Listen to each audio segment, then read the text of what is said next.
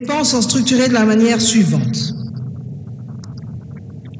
Investissement sur ressources propres, 9 828,4 milliards de francs congolais, représentant 21,7% des dépenses du budget général et devant couvrir, premièrement, les projets du gouvernement central chiffrés à 2 739,4 milliards de francs congolais, deuxièmement, l'investissement sur cession des actifs miniers issus de la renégociation du contrat sino-congolais à 957,2 milliards de francs congolais, comme je l'ai déjà indiqué.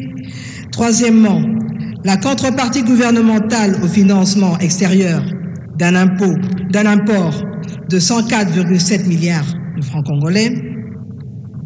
Quatrièmement, les projets des provinces évalués à 3 744,1 milliards de francs congolais, ce qui porte l'enveloppe de 40% des recettes à caractère national à 9 131,9 milliards de francs congolais, renfermant les rémunérations transférées de 4 292 milliards de francs congolais et le transfert au titre de fonctionnement de 1095,8 milliards de francs congolais. Cinquièmement, les fonds de péréquation chiffrés à 2 283 milliards de francs congolais, représentant 10% des recettes à caractère national. Pour l'exercice 2025, un accent sera mis sur le financement des projets de développement dans le secteur agricole, agriculture, développement rural, pêche et élevage. Et enfin, sixièmement, les investissements sur ressources extérieures de 12 136,3 milliards de francs congolais, soit un accroissement de 6% par rapport à son niveau de l'exercice 2024 et 26,7% des dépenses du budget général. S'agissant des dépenses exceptionnelles, elles se situent à 1447,9 milliards de francs congolais, représentant 3,2% des dépenses du budget général et un taux d'accroissement de 76,6%. Elles devront financer l'organisation dans les chefs-lieux des scrutins indirects relatifs aux élections municipales, conseillers urbains, bourgmestres et maires, pour un montant de 15 milliards de francs congolais. Les cas éventuels des sinistres et calamités avec une provision de 85 milliards de francs congolais. Les opérations de recensement et d'identification de la population sur base d'une enveloppe de 133,5 milliards de francs congolais. Le fonds de soutien au FARDC avec une dotation de 500 milliards de francs congolais. Les autres dépenses sécuritaires avec un montant de 664,4 milliards de francs congolais. La réserve budgétaire de 50 milliards de francs congolais.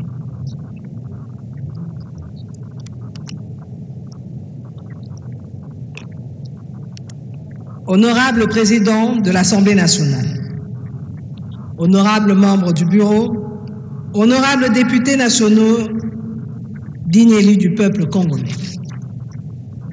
Je me trouve à la conclusion de ce devoir patriotique, au cours duquel, en tant que chef du gouvernement, j'ai présenté devant votre autorité budgétaire le projet de loi de finances pour l'exercice 2025, dont la conception découle directement du programme d'action du gouvernement que vous avez approuvé. Ce budget, comme mentionné précédemment, est le premier à être élaboré pour une année complète dans le cadre de la deuxième mandature de son Excellence, Monsieur le Président de la République, chef de l'État, Félix Antoine Tshisekedi Tshilombo. Il s'inscrit dans la logique de consolidation des acquis de son premier mandat. Malgré les efforts significatifs déployés pour garantir une croissance économique durable et stable, ceux-ci ont été atténués par la surchauffe observée sur le marché des changes depuis décembre 2023. Cette situation a entraîné une dépréciation du franc congolais impactant négativement le pouvoir d'achat de nos concitoyens. Bien que, comme vous avez pu le constater, durant ces 3 derniers mois, nous avons pu stabiliser ce taux de change.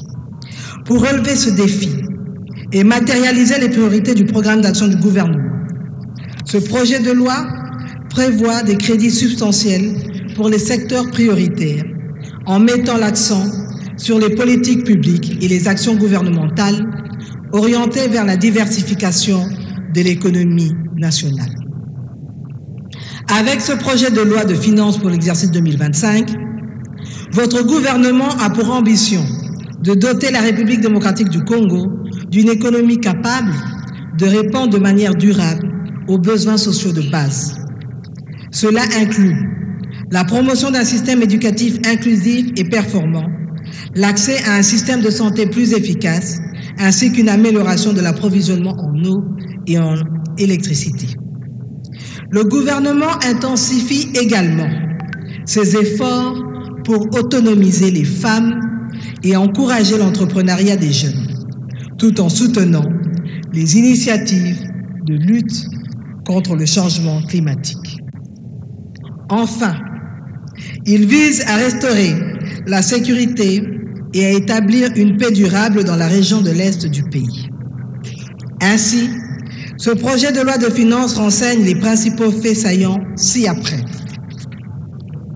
Premièrement, un accroissement de 18,2% des crédits alloués aux investissements par rapport à leur niveau de 2024, entraînant ainsi une amélioration de sa part dans le budget général passant de 15,1% en 2024 à 48,4% en 2025. Deuxièmement, un accroissement de 25,2% des crédits alloués au secteur de sécurité en vue de la montée en puissance de nos forces armées et de sécurité. Troisièmement, un accroissement de 16,4% des crédits alloués au secteur de l'agriculture, la pêche et l'élevage, allant de 3,284,1 milliards de francs congolais en 2024 à 3,824 milliards de francs congolais pour 2025. Quatrièmement, un accroissement de 13,7% des crédits alloués au secteur de développement rural comparativement à 2024. Cinquièmement, une augmentation des crédits alloués aux actions de promotion de l'entrepreneuriat de la jeunesse. Sixièmement, la poursuite des investissements dans les infrastructures financées dans les fonds issus, sur les fonds issus de l'avenant du contrat sino-congolais. En septième position, la prise en compte des appuis budgétaires attendus des partenaires bi et multilatéraux de la RDC. 8. La poursuite de la mise en œuvre des grands projets amorcés tels que le PDL 145 territoires, la construction du port en eau profonde de Banana. 9. La poursuite des efforts pour relier l'Est à l'Ouest du pays par la construction de la route nationale RN2 Mbuji-Mayi-Bukavu, ce qui n'est qu'un exemple. 10. La poursuite des travaux de la modernisation et d'équipement des aéroports nationaux à Mbuji-Mayi, Kavumu, Kolwezi, Kalemi, Moba, Buta, Kenge, Mbandaka, Kikwit, Bumba, Mwanda, Lodja, Gemena et Mukamba. 11. La poursuite de la mise en œuvre de la politique de la gratuité de l'enseignement primaire et de la couverture santé universelle. Et 12, la poursuite de la mise à la retraite des agents de carrière des services publics de l'État, ainsi que d'autres réformes au sein de l'administration publique. 13. La poursuite des réformes stratégiques dans les domaines des finances publiques, ainsi que dans le secteur de la vie nationale. Et 14. L'amélioration de la desserte en eau et électricité. Enfin, ce projet de loi pour l'exercice 2025 est élaboré en tenant compte du cadrage macroéconomique de nos partenaires du FMI et de l'impérieuse nécessité de la poursuite des réformes initiées dans différents secteurs de la vie nationale en perspective d'un accord sur un second cycle d'un programme triennal avec le même Fonds monétaire international. En conclusion, le projet de loi de finances pour l'exercice 2025 se présente avec un budget équilibré, comme je l'ai dit tout à l'heure, tant en recettes qu'en dépenses, totalisant 49 846,8 milliards de francs congolais. Cette somme représente une hausse significative, je l'ai souligné, de 21,6% par rapport à la loi de finances de 2024. Ce budget reflète les politiques publiques articulées dans le programme d'action du gouvernement lui-même, reposant sur les 6 piliers stratégiques. Pour garantir le financement de ce programme ambitieux, il est impératif d'implanter les mesures fiscales et administratives telles que je l'ai dit, notamment par l'élargissement de l'assiette fiscale et la lutte résolue contre la fraude et l'évasion fiscale. Je suis en train de souligner pour que vous ne le perdez pas de vue.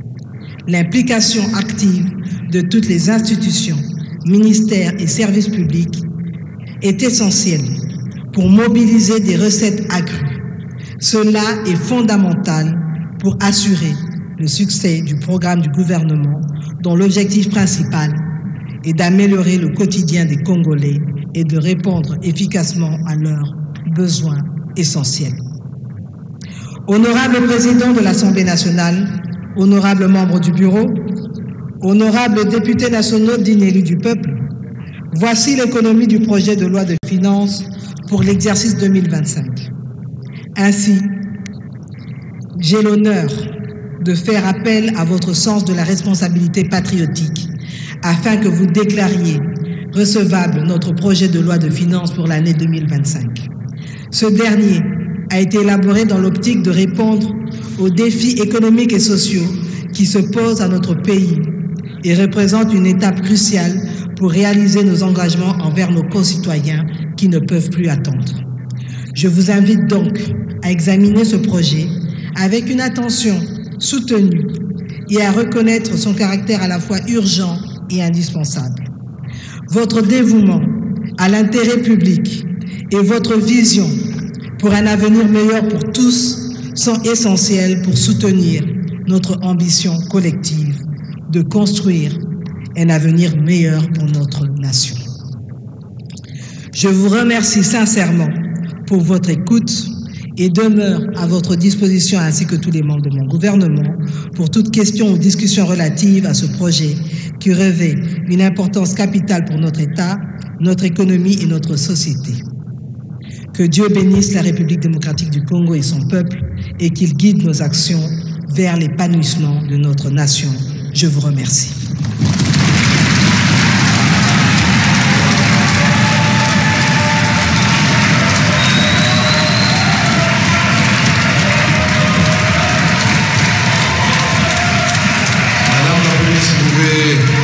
Regagner votre place, merci.